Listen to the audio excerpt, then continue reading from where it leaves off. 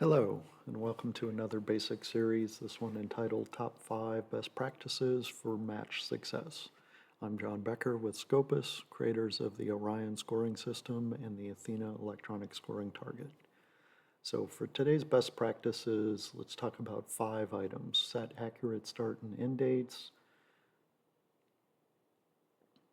set the correct type of match, score all of your shots, link your athletes to their Scopus accounts,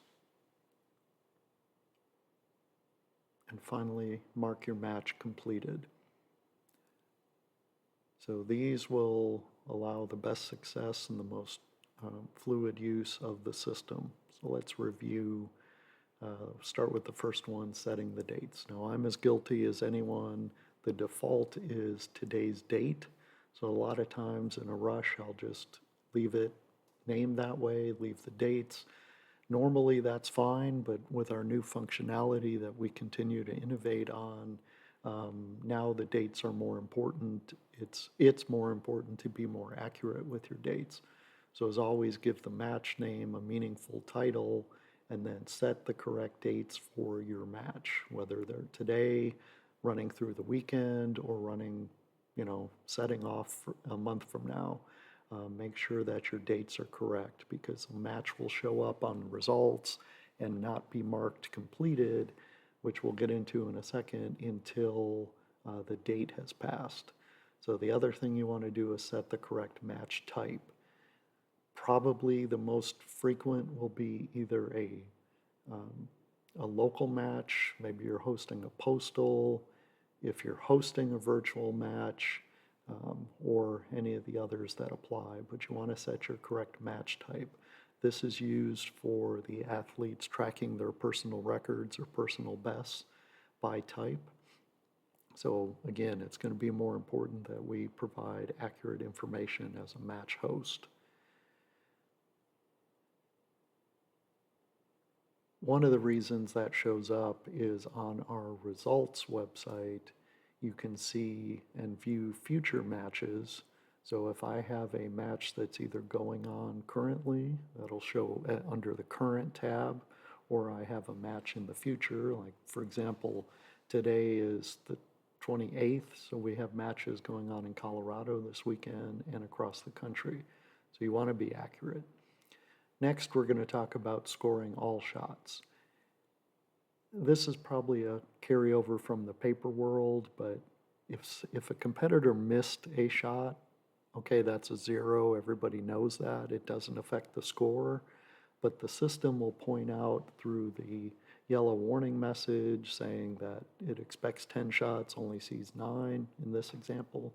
You want to make sure that those are showing up because for our new leaderboard functionality, it takes an average score per shot. It thinks this shooter is still shooting.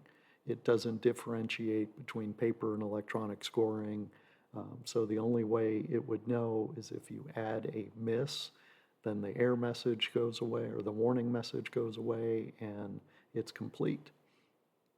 So make sure you're filling out your forms or scoring as you should be. Next, we'll talk about linking to athletes' accounts. So in this example, I put myself in. You'll notice that the email box is gray because there's no email in there. If I enter a valid email, valid meaning I've set up an account on the Results Center, on the results website, it turns back to beige. That means it's a valid linked account. So this will allow me to track my scores and allow your athletes to track their scores. So please encourage your athletes to place those. Next and last, we're going to talk about marking matches as completed. There's an icon in the top bar here that has a little flourish with an exclamation point. When it's clear or white background, it means it's still going on. If you click it, once your match is complete and everybody is shot, it turns black. That signifies that the match is completed. That will allow the leaderboard to know that that the functionality is done and we don't need to worry about waiting on shots. So it's important that you mark your matches as completed. So again, we talked about these 5.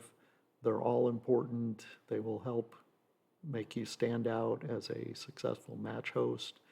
And as always, you can check our support website, check our YouTube channel if you need any additional information.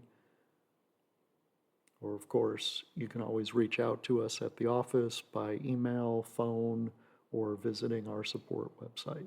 Thank you.